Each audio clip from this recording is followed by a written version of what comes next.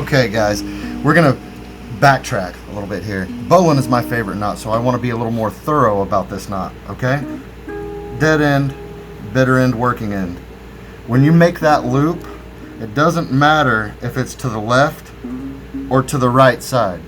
My personal preference, I like to do it to the left. Your right, my left. Okay, so when you make that loop, you want the bitter end on top. Okay, that bitter end, that is what's going to capture whatever you're tying your knot to. Okay, take a good look at that. Okay, so when your rabbit goes down the hole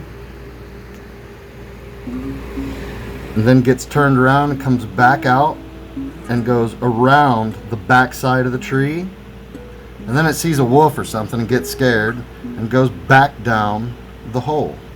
Okay, this is the point where you can grab the bitter end and make it tight.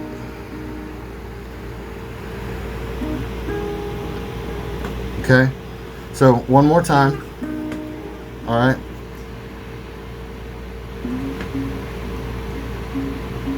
doesn't matter what side the loop is. Rabbit comes out of the hole, goes around the tree, and then back down the hole. I just want to be sure to be thorough about this knot because this is actually one of the knots that I use the most. There's so many different things that you can do with this knot. For example, watch this.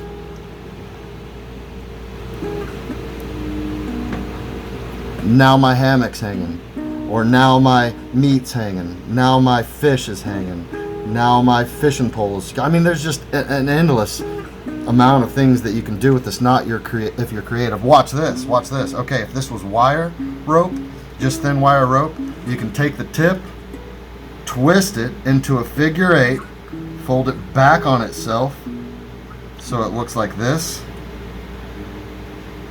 and now you have a noose, so you can set a trap on a rabbit hole, or you can put it on a tree to catch squirrels.